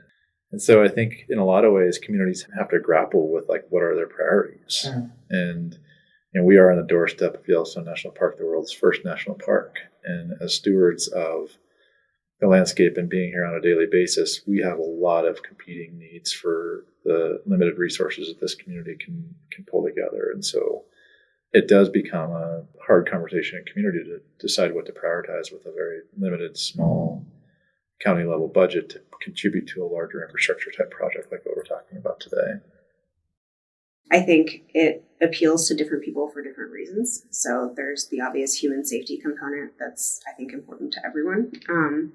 And then there's the economic piece. It's really expensive to, continue hitting animals. And, it's also, like Peter was talking about, a livelihoods issue. If your car that you need to get your kids to school, to get to work, to get to the grocery store is totaled, and you might not have something back for some time, that's a big deal.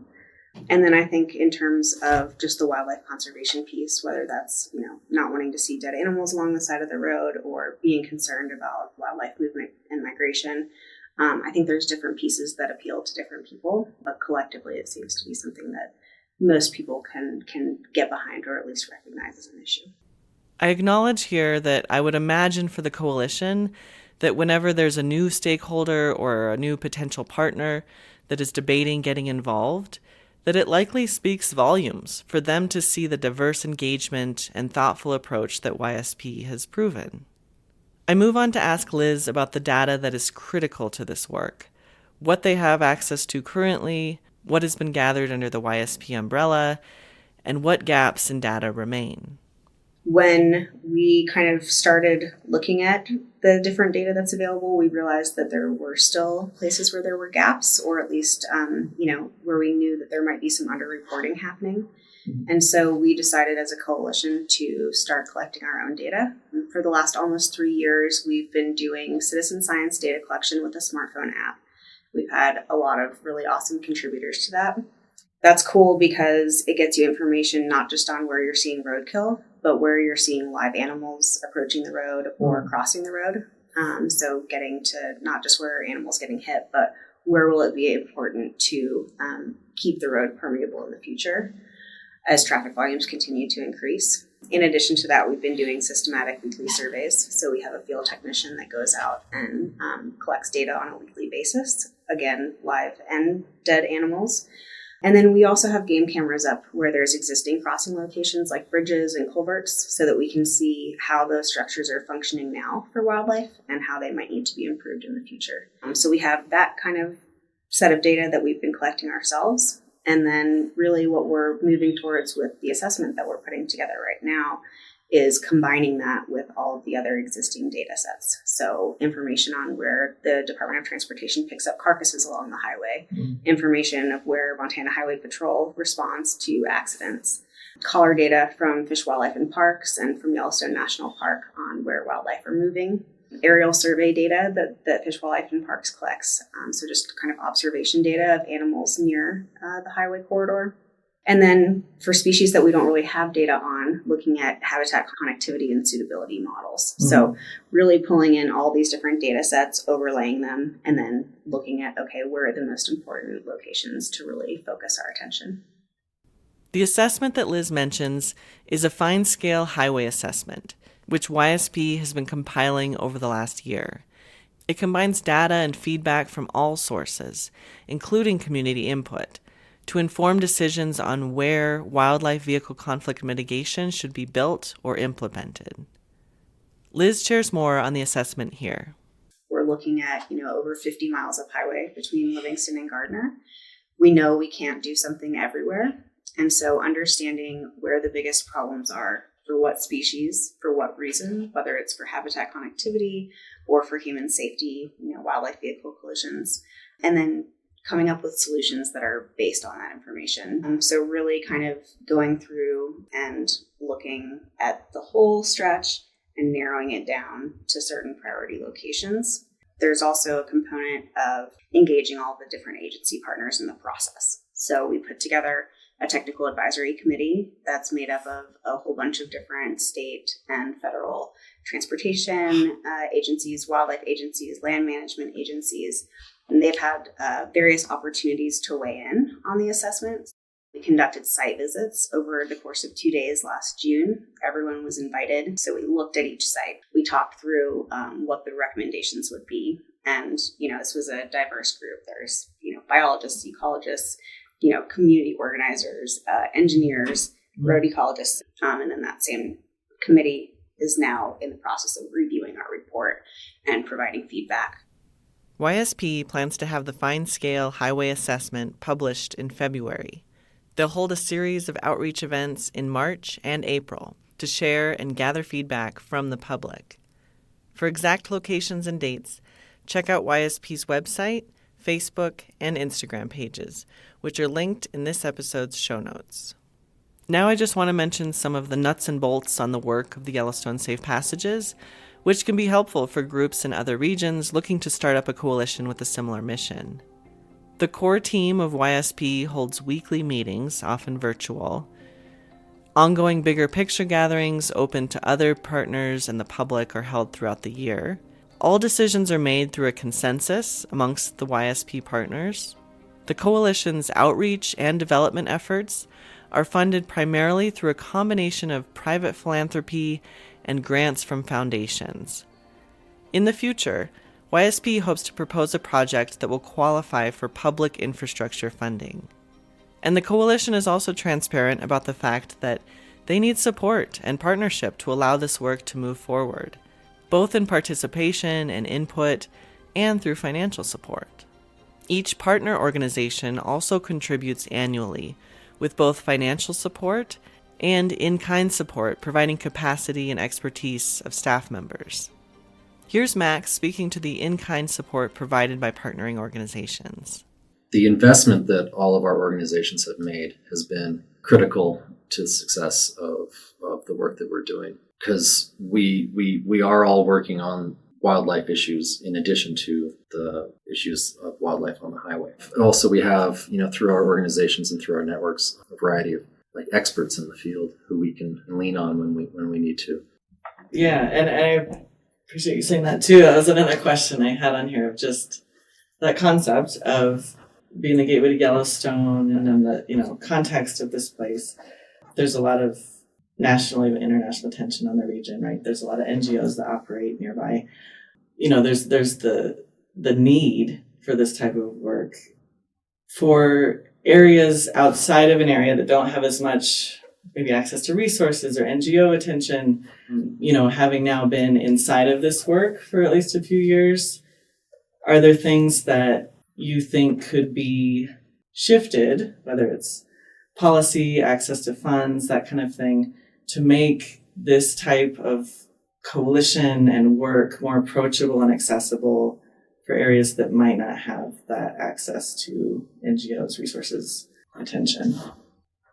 It's interesting. You'd think, being at the doorstep of Yellowstone, we might have already had a project done by now. Considering that there are projects that have been already completed in states all the way around us and in Canada. My hope is, we may be, a little late to the game, but that maybe if we can get a project done, that the profile that Yellowstone brings to this area will hopefully make this type of work more accessible to other people, so that it'll get extra attention and more recognition, and that will translate to more funding and maybe some more legislation that will streamline the process. Hopefully, we can use the Yellowstone brand, so to speak, to help others by showing how this work, how effective it can be, and how beneficial it is to not only the community, but to the wildlife. And here, Peter Brown speaks to this. I think a really important role that YSP has played at the statewide level here in Montana has been just convening the right agency partners and really, challenging them to think creatively as well about how we solve these infrastructure issues that are safety issues on highways, right? And so once you get highway engineers thinking about solutions, that brings a whole different skill set to the table that folks that work in the conservation community don't necessarily think at that scale. That's why I think it's been so important and pivotal to have Federal Highways Administration have this new funding mechanism to use for them to really start thinking about infrastructure that accommodates wildlife along our highways across all of America. So while another community might not have the NGO organizers or others that are dedicated and committed to it, we are bringing along with this effort those necessary agencies at both state and federal level, so they're learning alongside and can apply it to any landscape that they have a highway that goes through. This is a great point by both Max and Peter. I asked Liz, with her experience in working in other regions as well with a variety of sectors on this topic, if she's noticed that in the field, where different entities or sectors who typically don't work together on these types of things were connecting more, possibly due to connections made through the work of YSP. In Montana, there was a Wildlife and Transportation Summit back in 2018, and that was really kind of the jumping off point for a lot of conversations between the NGO community, kind of catalyzed by a coalition called Montanans for Safe Wildlife Passage, as well as, our Montana Fish, Wildlife, and Parks and MDT, state agency partners. And so out of that, there's a Montana Wildlife and Transportation Partnership that's been formed. So that's kind of a more formal entity in Montana. But in terms of conversations here in Paradise Valley, I think a lot of those things hadn't really happened or hadn't happened effectively in the past in terms of getting the Department of Transportation and Fish, Wildlife, and Parks and landowners and the NGO community all kind of coalesced around this focus area. So I think from a local scale, I think YSP was really the catalyst for a lot of that.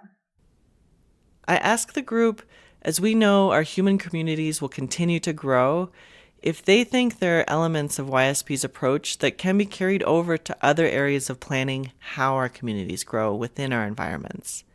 Liz begins here. I'm, the data kind of road ecology technical person. And so my favorite thing about working with Yellowstone Safe Passages is that it's taking a holistic approach. Someone can crunch the numbers, pull all the data together and point out spots on a map. That doesn't mean that anything's going to happen or that there's going to be any support for doing anything about that. So I think the YSP model really trying to not just show up with a map and say, here's what we should do and here's where we should do it, because that's what the data told me. I think taking that step back, having those conversations up front, trying to meet people where they're at, and then pull the information together and start talking about locations and recommendations and things like that, but not as a first step. I think that's unique and important and is the only reason why we're where we are right now. And Peter continues here. My experience in the Montana communities that I've worked with professionally for my career is that it's really important to make sure you create a convening space to have these conversations. And oftentimes the solutions come from those that show up. And so that is truly a locally led model where we are convening around important issues as a community and bringing solutions to the table and then assessing their feasibility based on a number of factors. And I think YSP is really focused on the data piece, bring data to the table, but also bring those local voices to the table as well, just to make sure that whatever solutions don't have unintended consequences that might have community level ripples or impacts, and that we couldn't foresee if we hadn't have engaged the community. And so Montana does have a long history of being engaged in watershed dialogue that is locally led and locally relevant to the situation that everybody's experiencing and sharing by being part of these landscapes. And here is Max on this. This community is very engaged. It was already in place, the watershed group and with others.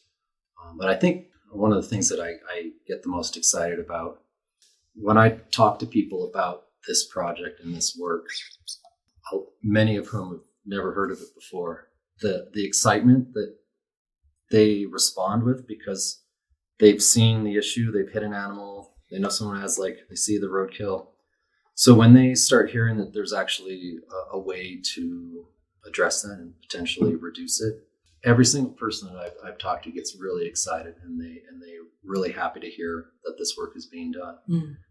If they can support it, they will. You realize that a lot of people, including myself up until not too long ago, had no idea that road ecology was even a scientific study. And so when you learn about it and you learn how important it is exciting. And so seeing that in people in this community, it gives me the energy, and you want to do more, you want to keep pursuing it, and you want to see it through. I asked the group if there are any final messages they wish to share with folks, either residents in Park County, decision makers, or the general public in other regions. Peter begins here. So the ranches that I work with, that I help to think about long-term conservation planning projects for, the ranches are really, they want to show up in a good way and just be a good steward to all the resources that are both on the ranches, but also that move on and off the ranches throughout the year. And oftentimes for us, that's migratory wildlife that are moving back and forth. And the ranches just really wanted to be engaged so that we could understand how to show up as a good partner and just really participate in solutions and also assess how any sort of new infrastructure change would impact our ability to continue working as a working ranch. For us, that's why we're mostly motivated is to just really understand so that we can make good decisions. And I would encourage anybody that lives along the highway corridor or drives the highway corridor to also get engaged as well, just so that they can see how these types of solutions will impact their life positively. And if there are negative aspects, just make sure that the community knows that up front so that we can talk through the solutions and how to make sure that everybody's perspective is heard. But I also think change is hard. And I think that's one of the biggest things that I've heard is people are fearful of the change that this might result in as new infrastructure is built to accommodate wildlife. And I oftentimes look back at a lot of our historic photos of this landscape, and there has been a significant amount of change over the last 150 years in this landscape. A highway corridor, a railroad that used to be active, a lot more fragmentation and development. And so change is constant in this landscape, and I think we all should be comfortable being in a process to plan for how to accommodate wildlife because they are such a huge part of everyone's daily lives here in this landscape. And so I would say that we shouldn't be scared of change because change is happening regardless of if we're involved or not in the process of figuring it out. I appreciate Peter's comment here and think how this can be applied to so many things. That perhaps if we go about things with the right approach, we can shift that scary perception of change in the first place. And here is Max with his final thoughts. To the folks in the valley on 89, I guess, as we've said, this stuff takes a while, so be patient with us as we work through it, and nothing's going to happen overnight. And then also to think about, so the average lifespan of overpass or underpass is 75 to 100 years, which is that's a couple generations from now. So this work is, it's slow in getting started, but it will have an impact for a very long time to come. And so when thinking about the future of this place, and you think about what's Northern Yellowstone going to look like in 100 years, think, well, I hope it's a place that still has, plenty of open space and wildlife habitat, and potentially with the help of these structures and work on 89, it is still an area where wildlife have the ability to move in and out of the landscape, and we're still living side by side with those animals. And here is Liz with her final messages. Yeah, I think there has been a lot of change happening pretty rapidly in Paradise Valley. And with that, it's brought all kinds of challenges, just conflicts between traditional land uses and development, socioeconomic strains and disparities, and a lot of other complex ecological issues, with the river, with the flooding, and with all of these different things. And one thing that's really encouraging, I think, about the work Yellowstone Safe Passages is doing is that it's one of those issues, wildlife vehicle conflict, that there are proven solutions for that really benefit the entire community. So I think just having that really kind of tangible path forward with really tangible outcomes that we know work is unique in that space. So it's very encouraging.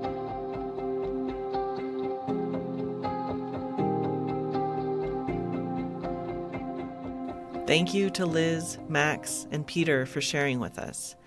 As we mentioned, you can find links to learn more about Yellowstone Safe Passages in this episode's show notes.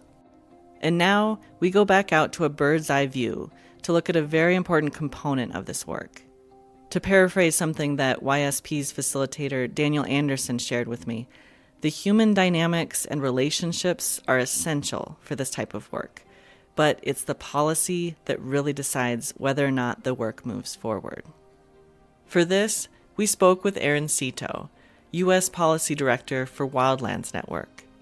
This organization works to maintain and restore connected ecosystems across the continent of North America. Wildlands Network partners with landowners, organizations and agencies, and communities in work that ranges from technical support to restoration projects to policy. Erin begins here with sharing how the policy branch of Wildlands Network began, relatively recently. Wildlands Network started over 30 years ago with these visionaries that thought about these large connected landscapes across North America, fully realizing that if you're going to have fragmented habitat, wildlife are going to struggle to survive and move across the landscape to get the resources that they need. We had a lot of thought leaders, we had a lot of scientists doing mapping. What we didn't have at the time was a lot of folks working on the ground to carry out projects within what we call those wildways across North America. That's changed a lot over the 30 years of us being an organization. The policy branch really came about as part of that large build out. And we started looking at this as an organization really at the state level, I would say, in 2018. I was actually an intern for Wildlands Network at the time. I was a University of Oregon law student, and we were tasked with thinking about if we had to draft state wildlife corridor legislation, what would it look like? What would be maybe some of the best practices that we could put into a piece of legislation that might work across all the states? And we ended up drafting some wildlife corridor action plan model corridor legislation that we then brought to legislators as part of this large National Caucus of Environmental Legislators forum that was held in LA that year. Erin said that year, legislators from Oregon, New Mexico, and Virginia picked up that model wildlife corridor legislation that they drafted, adapted it to work for their states, and got it passed. This played a part in the growing momentum at state and federal levels to take action on protecting wildlife corridors. And since those state-level actions in 2019, there's been a good amount of action on a federal level, with funding made available for this work through both the Infrastructure Investment and Jobs Act, which was passed in 2021, and the Inflation Reduction Act, passed in 2022. The work of Erin and her policy team at Wildlands Network includes tracking current policy and dispersing information, and consulting with folks working on the ground on these efforts to shape, improve, or navigate policy in their specific area. Right now, we're working on tracking the existing policies, following how they're being implemented, because this is all relatively new suite of policies. We want to make sure that we can provide the necessary policy tweaks to make things work better for landowners, conservationists working on this issue, agency staffers that are working on this issue. And so when we have people on the ground or working on that legislation actively within these local coalitions and with the legislators themselves, where we don't have staff on the ground, but we know that there are conservation organizations that are interested in habitat connectivity legislation, that's where, as you mentioned, that consulting role comes in. We've seen what works, we've seen what doesn't, we've seen what agencies would prefer and what makes their lives easier. And so as we're consulting, we're sort of taking those lessons learned and figuring out how to adapt that to what that coalition wants, what their landscape looks like, what their wildlife looks like, what their political landscape looks like. It's very different across all the states. I ask Erin to share the reality of the role that policy plays in this work, how it can help the work move forward more efficiently, or prevent it from moving forward altogether. The role of policy, in my mind, at the federal and state level is either to provide support or the authority that's needed for the people that are working on this issue on the ground. And oftentimes in government agencies, there are a lot of competing priorities that the staffers have to be working towards. So if they want to work on a crossing project, if they want to work on a habitat connectivity project, that can often fall to the bottom of the line. So having that piece of legislation passed, those staffers can then point to and say, no, we should be doing this. Our state's asking us to do it. Our constituents are asking us to do it. And we have the authority that we should be doing this. That's one way that policy can really provide support at the state level. The other piece is obviously funding. So you have funding to create the projects themselves, the construction grants. And the other way that policy can also provide support that's not necessarily monetary is just by providing staff. As I mentioned previously, a lot of competing priorities, not a lot of staff, not a lot of time for those staff to be engaging on this work. Sometimes it's really interesting because you try to pass a policy and, state agencies might be upset with that because in some cases you pass a law that says you must create a wildlife corridor action plan. You must study and figure out where you need to put these projects. And in some cases, that's an unfunded mandate, right? The reason why it passed is because you're trying to get these agencies to work with what they have to be able to do that work. However, we've seen a lot of good examples where once that first unfunded mandate passes, then you see subsequent legislation years later providing that funding, providing those staff, those additional staff, creating grant funds to make this a permanently funded issue. I found this promising to hear examples of legislators coming together to offer bipartisan support for something on both a state and federal level. What is the recipe that makes space for this? It seems a mix of presenting clear data and education on the impact, which includes a strong economic impact, as well as the fact that legislators are simply recognizing the value in wildlife being able to migrate across a landscape. And there seems to be the snowball effect of political momentum itself. I think it's been a long, nice reciprocal dance between state support and federal support. The Western Governors Association, back in 2007, putting out their resolution saying that they were going to work on restoring big game migratory corridors in the West. And because you had all those states supporting this issue and working on these projects, what you then realized you needed was a big federal push to support those state efforts. Well, then in 2016, you get the Secretarial Order 3362 signed by Zinke during the Trump administration, that provided funding through the NIFWIF grants and also provided a little bit of coordination and support from the federal level to help those states with the projects that they were already working on as part of that Western Governors Association initiative. And so that was 2017. That was around the time where we said, okay, the feds are paying attention. Let's get more work done at the state level, which is where, Wildlands Network entered the space, started working on model wildlife corridor legislation and trying to get bills like that passed, working with partners on the ground and other organizations also interested in this work. So then you have all these states that are working on this. You have states like Florida doing their wildlife corridor work, totally different from the big game work out in the West, and really seeing a lot of success at the state level.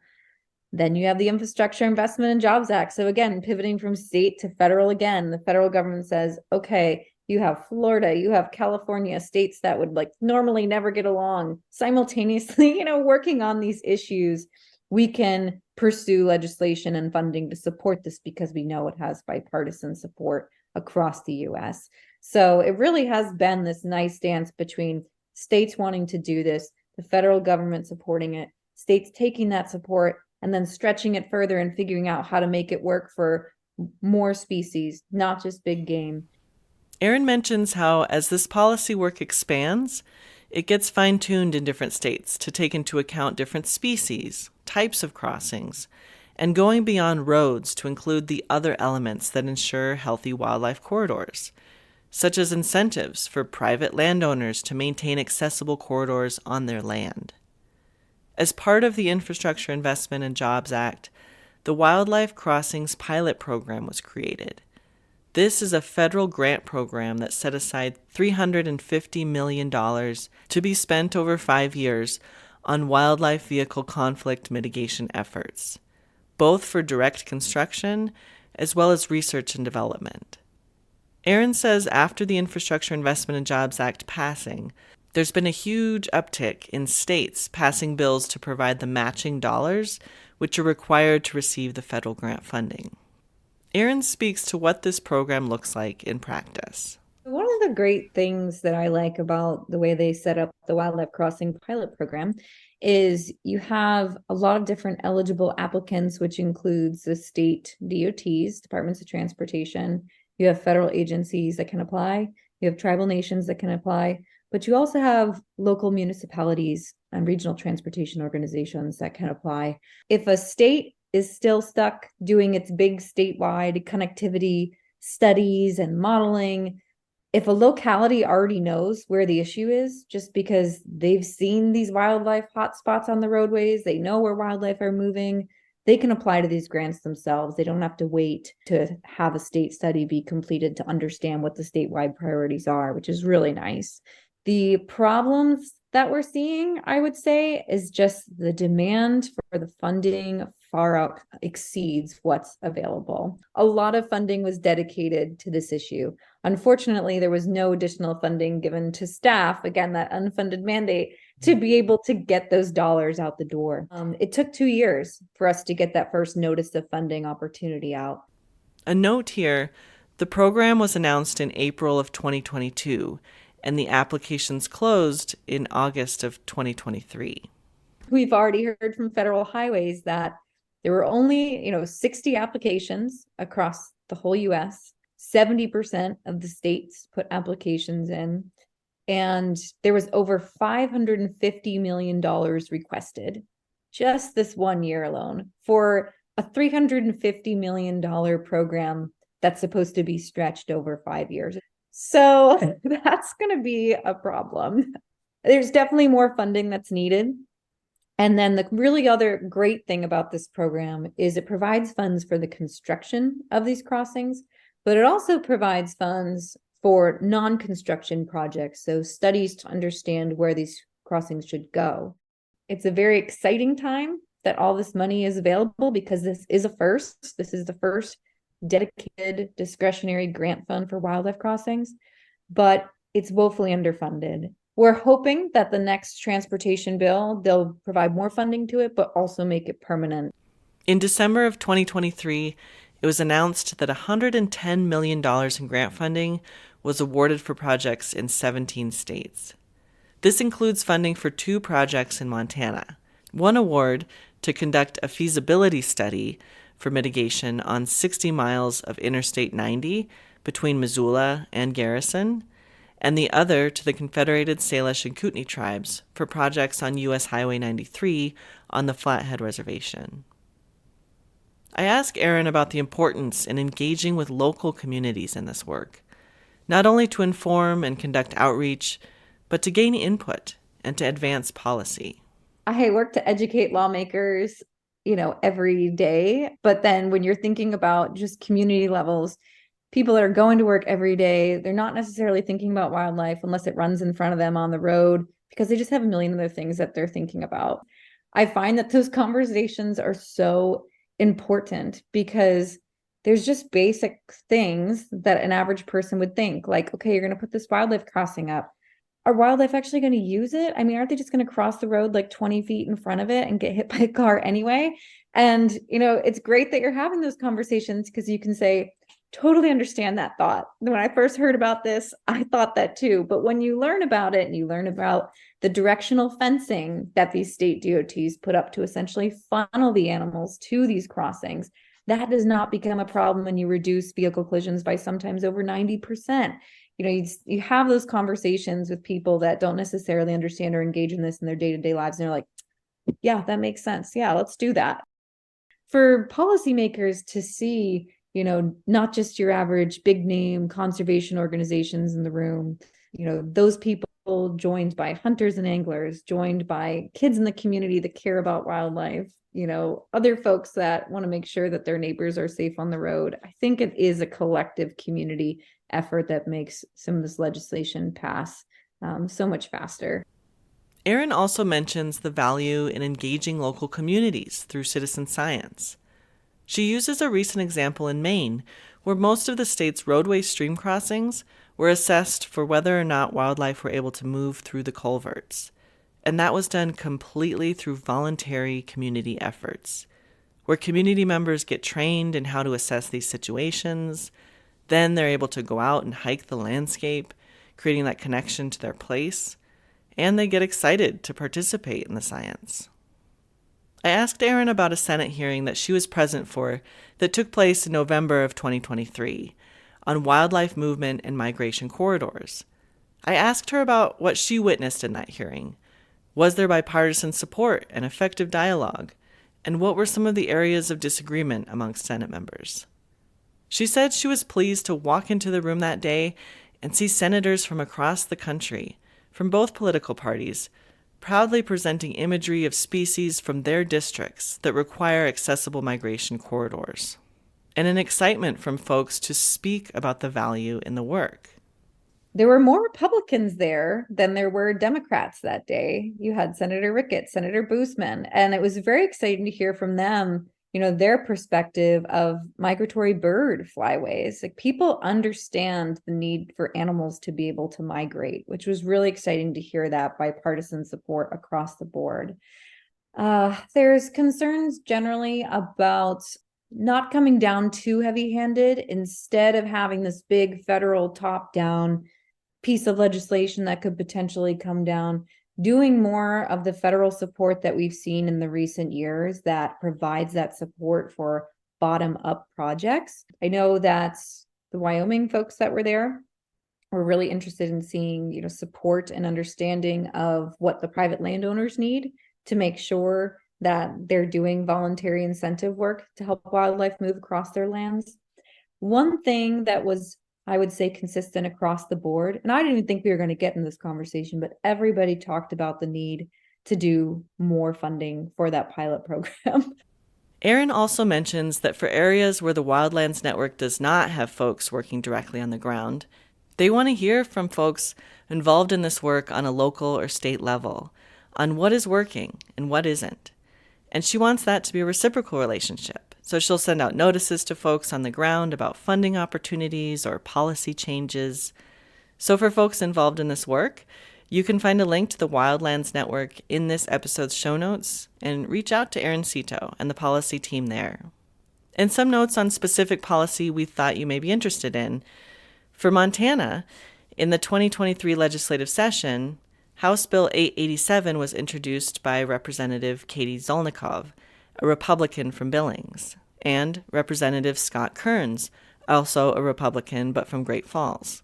It proposed establishing a wildlife accommodation and crossing account that would provide funds to the Department of Transportation for the design, construction, and protection of wildlife crossings and other highway features to reduce wildlife vehicle collisions in Montana. It also proposed transferring $1 million from the general fund to the newly created Wildlife Accommodation Crossing account for authorized uses. This bill failed because it, quote, missed the deadline for appropriation bill transmittal. But similar legislation will likely be proposed in the future. Other notes on the policy level.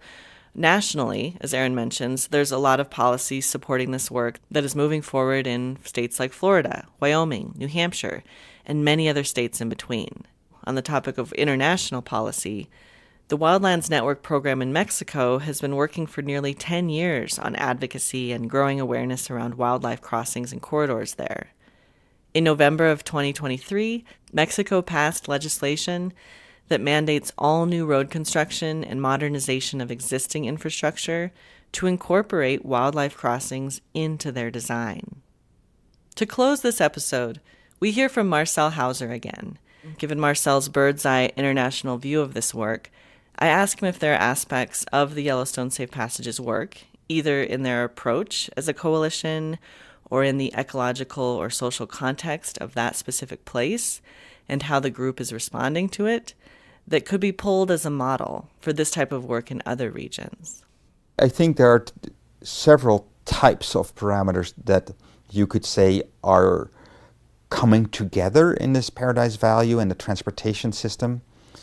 You know, what happened with the floods and the structural integrity or lack thereof of the transportation system. We have an incredible number of tourists who bring economic dollars. But that means it's very obvious that there's economic values associated with biological conservation that are of interest not only to the park, but also to the gateway communities and to the regions leading up to it, because there's an increasing number of tourism that have all sorts of economic impacts to the local community, positive impacts, you could argue. There is also maybe a more, ecologically worrisome trend of having more and more people wanting their own slice of paradise, including in the Paradise Valley. So there is an increasing taking of land by people and not having it be as accessible to wildlife, especially not for species that might be wary of people presence and disturbance in the landscape. So that pushes us into more, a larger landscape level planning effort.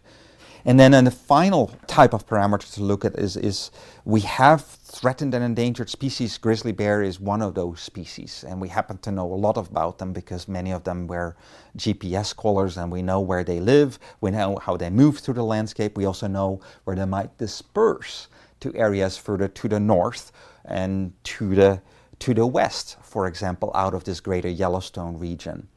So there are these developments that are all present in the Paradise Valley, and they are kind of in our face and undeniable with rapid developments.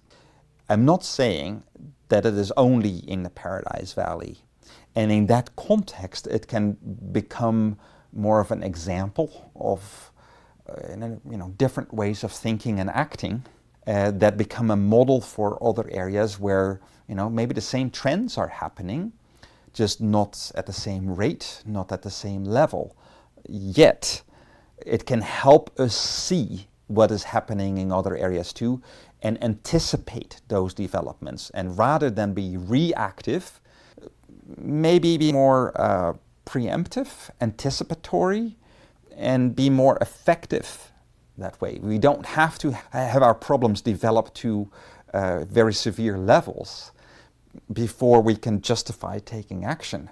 It is often less expensive to take action earlier than it is to be reactionary. It's the same thing with our healthcare, right? Many people don't want to go to the doctor if they have some symptoms, and they all end up in the ER. And what do we have?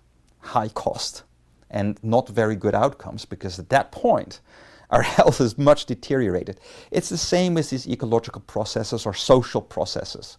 It is smarter to be preemptive and analyze trends rather than only going when the problems are severe. And here, Marcel shares thoughts on how we can apply this holistic planning approach to all areas of how we plan for the growth of our human communities. Traditionally, our transportation decisions are based on, well, it needs to be safe for people. We can't have people get injured or die, at least not in large numbers.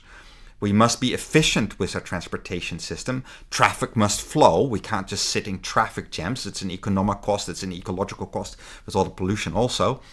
That is too limited, I think, in today's world. So what we need to do also with our transportation decisions is include social and ecological concerns. If we're looking at a road, instead of saying, this is what we need to build a road or reconstruct build a road like for it to be safe and efficient, and then go to the local community and say, well, here it is, and we'll put a few band-aids on if you don't like certain things. But then you are restricting yourself already because your departure point has been safe and efficient transportation only. Whereas if you have a broader perspective, you still look at safety, you still look at congestion, but you, from an early phase onwards, talk to the community and, you talk to the rancher. It says, you know what, I have trouble getting my cattle to the other side of the road. You talk to the local business owners that say, if you build this wide roads through our community, we can't walk across anymore. People won't stop anymore. If you bypass it, people will not see our business anymore. How can we work out a solution where we still have customers, but we don't have a huge barrier through our community? And the same with regard to wildlife. We have animals that live in the landscape. You have animals that must disperse through the landscape. What if you make it an integral part of the purpose and need, the earliest phases onwards, and all of a sudden, those costs associated with what we need to do for social values and ecological values, they're no longer a problem that is added on to a budget we had in mind based on just safety and congestion. It's the same thing with social and ecological parameters. If you make it an integral part of your decision process from the earliest phases onwards, it's not like, oh my gosh, look at those dollar values, what we have to do for these animals. No. We already determined that we have a certain set of problems, social problems, ecological problems, and we know that through this project, we want to severely reduce those problems and come up with a more sustainable end situation. It's an integral part of the decision process and therefore the design, implementation, and also the evaluation. Was it ultimately successful or not?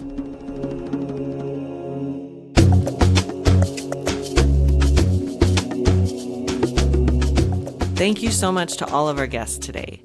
Marcel Hauser, Liz Fairbank, Max Hortzberg, Peter Brown, and Aaron Cito. We hope there was some insight and messages here today that may help to shape how you view your own place in your landscape and your society as a whole, how you inform yourself on topics that impact you, or how you speak up to your elected officials, how you gather input from local communities, or work across sectors. Whether you're directly involved in this type of work or simply a member of the public transporting yourself through your environment. We have a lot of links in this episode's show notes for you to check out. You'll find links to all of the entities mentioned here, including Yellowstone Safe Passages. On their site, you can find out how to support their work, and also in the show notes, find links to their Facebook and Instagram, especially if you live in the area around Highway 89, so that you can find out when they're holding gatherings to get community feedback on their highway assessment report. There's also a link to the Roads app, so you can contribute data as a citizen scientist.